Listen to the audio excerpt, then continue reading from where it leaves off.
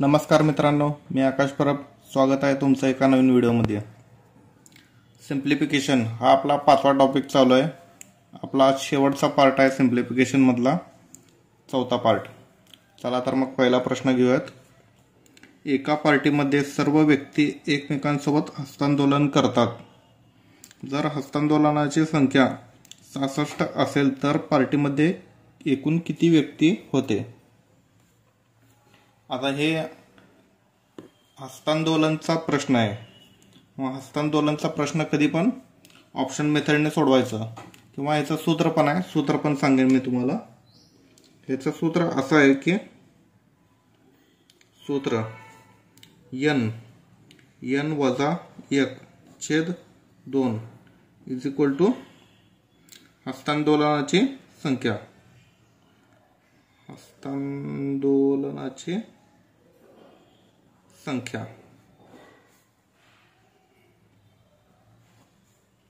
याचं सूत्र आहे याचं. मग ह्याच्यामध्ये आपण काय करू, ऑप्शन मेथड ठेवून बघू.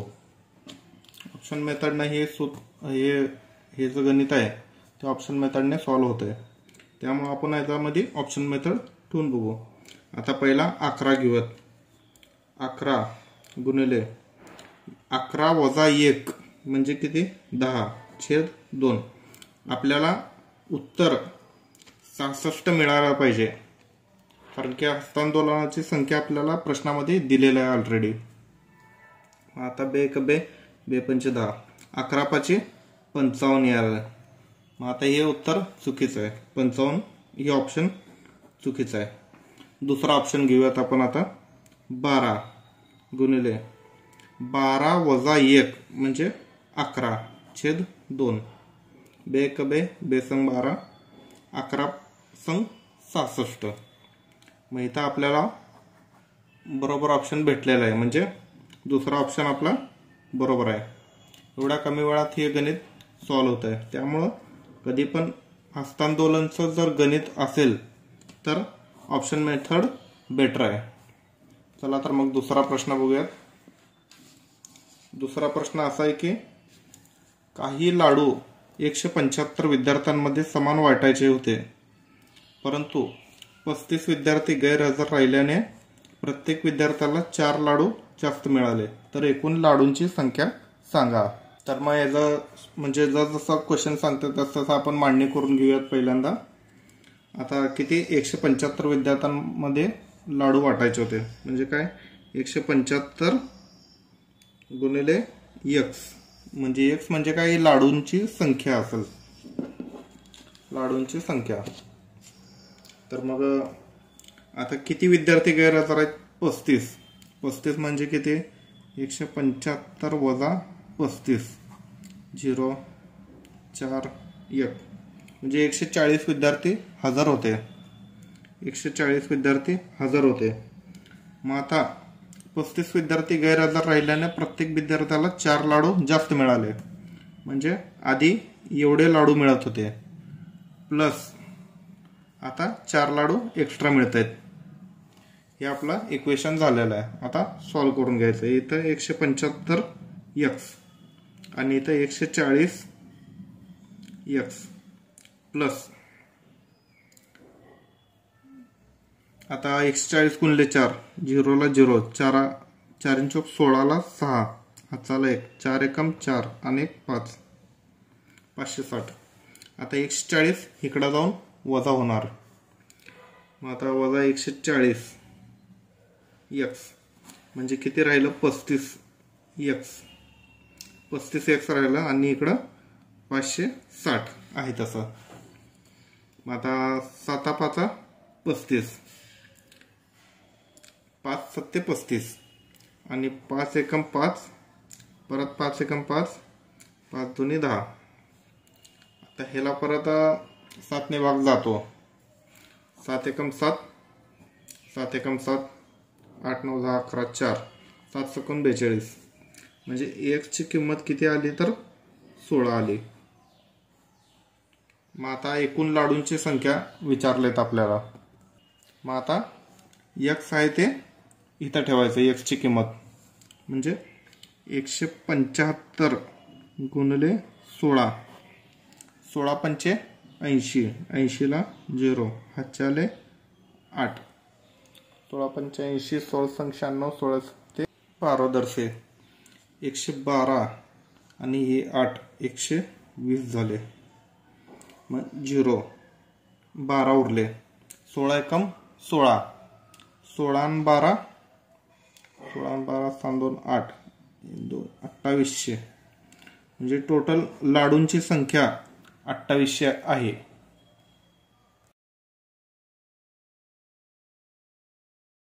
चला तर मग तिसरा प्रश्न बघूयात. 225 मीटर लांब रोड लगत म्हणजे रोडच्या साईडला समान अंतरावर 26 रोपे लावायची आहेत. यामध्ये रोडच्या सुरुवातीला आणि शेवटला सुद्धा रोपे आहेत.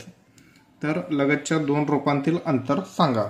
लगतच्या 2 रोपांतील अंतर आपल्याला डिस्टन्स विचारलेले आहेत. मग आता अशा प्रश्नांमध्ये काय करायचं, पहिल्यांदा हे पहिलं रोप झालं आणि हे शेवटचं रोप झालं, बरोबर. आता पहिल्या रोपच्या आधी आपल्याला म्हणजे काही गॅप वगैरे नाही आहे आणि शेवटच्या रोपाच्या नंतर पण काही गॅप वगैरे नाही आहे. मग आता ह्याच्यामध्ये 26 रोप लावायचे टोटल. मग आता ही एक झाला आणि ही एक झाला, मग मध्ये बसणार किती रोप, 24. आणि ह्याच्या आधी गॅप असेल म्हणून 25, टोटल 25 वेळा गॅप भेटणार आपल्याला, बरोबर. मग आपल्याला दिलेलं आहे किती, 225 मीटर छेद 25, 25 चौक 100, 25 8 200 आणि 25 9 225. म्हणजे लगतच्या 2 रोपांमध्ये 9 मीटरचं अंतर असणार आहे. 9 मीटर हे आपलं बरोबर उत्तर असणार आहे याच्यामध्ये. कारण की 26 रोपे लावायचे आहेत, मग त्याच्यामध्ये आपल्याला गॅप 25 वेळाच मिळणार. मग 25 वेळा गॅप मिळाल्या या हिशोबानं म्हणजे इथं एक रोप आणि 9 मीटरवर दुसरा रोप असं काउंट होत आहे. या गणिताला तुम्ही क्रॉस चेक करून बघा बरोबर येते का नाही उत्तर. हे तर उत्तर बरोबर आहे, तरी तुम्ही एकदा क्रॉस चेक करून घ्या. आणि वळूया आपण चौथ्या प्रश्नांकडे. काही विद्यार्थ्यांनी सहलीला जायचा विचार केला. यामध्ये जेवणावर 5,000 रुपये खर्च होणार होते, परंतु 5 विद्यार्थ्यांनी गैरहजर राहिल्याने प्रत्येक विद्यार्थ्याला 50 रुपये अधिक म्हणजे अतिरिक्त खर्च करावे लागले. तर सहलीला गेलेल्या विद्यार्थ्यांची संख्या किती. मग आता 5,000 टोटल खर्च करायचे होते, बरोबर. भागाकार करायचे आपण. 5 विद्यार्थ्यांनी गैरहजर राहिल्यामुळे प्रत्येक विद्यार्थ्याला 50 रुपये अधिक खर्च झाले. म्हणजे 5 गुणिले 50, 5 5 25 म्हणजे 250. 250ने 5,000ला भागायचं सरळ. मग आता 250 गुणिले 2 500, 0 आहे तसं इथं येणार. म्हणजे सहलीला गेलेल्या विद्यार्थ्यांची संख्या किती आली तर 20. हे आपलं बरोबर उत्तर असणार आहे. प्रश्न खूप मोठा आहे, पण उत्तर अगदी भागाकार काढला तरी बी उत्तर निघून जाते, एवढं सोपं आहे. चला तर मग 5वा प्रश्न बघूयात आपण. स्वातंत्र्य दिनादिवशी 450 विद्यार्थ्यांमध्ये समान लाडू वाटायचे होते, परंतु 150 विद्यार्थी गैरहजर राहिल्याने प्रत्येक विद्यार्थ्याला अधिक 3 लाडू मिळाले. तर प्रत्येक उपस्थित विद्यार्थ्याला किती लाडू मिळाले. तर ह्याचा उत्तर सेम प्रश्न, दुसरा प्रश्न घेतलेला आपण. त्या प्रश्नाचं म्हणजे सॉल्व केलेलं मेथड बघून तुम्ही हे प्रश्न सॉल्व करायचा आहे आणि मला उत्तर कमेंटमध्ये सांगायचं आहे. चला तर मग 6वा प्रश्न बघूयात आपण. एका 80 मीटर खांबावर एक माकड 1 मिनिट म्हणजे पहिल्या मिनिटामध्ये 5 मीटर चढतो आणि दुसऱ्या मिनिटाला 2 मीटर खाली घसरतो. कारण की त्या खांबाला तेल वगैरे लावलेलं असेल, काय असेल ते. तर खांबाच्या टोकावर जाण्यासाठी त्या माकडाला किती वेळ लागेल. आता आपण काढूया, तिथं खांब आहे, समजा इथं खांब आहे, बरोबर. जमिनीवर खांब आहे. आता पहिल्या मिनिटाला माकड काय करतो, 5 मीटर वर चढतो आणि दुसऱ्या मिनिटाला 3 मीटर म्हणजे 2 मीटर खाली घसरतो, म्हणजे 3 मीटरवर येऊन थांबतो. बरोबर. मग आता असं टोटल किती आहे? 80 मीटरचा हे खांब आहे, 80 मीटरचा. मग आता इथं आपण काय करायचं, शेवटच्या मिनिटाला माकड काय करेल, 5 मीटर पूर्ण, म्हणजे इथं 75 मीटरवर जर आलं माकड, तर इथून डायरेक्ट उडी मारली की डायरेक्ट वरती टोकावर जाऊन बसू शकतो. त्यामुळं आपण शेवटचा 1 मिनिट काउंट करणार नाही त्यामध्ये, म्हणजे 75 मीटरचं आपण हे करणार आहोत काउंटिंग. मग आता 80 मीटर वजा 5 मीटर म्हणजे किती झालं, 75 मीटर. मग आता इथं 2 मिनिटामध्ये माकड 3 मीटर वर जात आहे दर 2 मिनिटाला. बरोबर. मग आता 3 मीटर गुणिले 25 किती झालं, 75 झालं.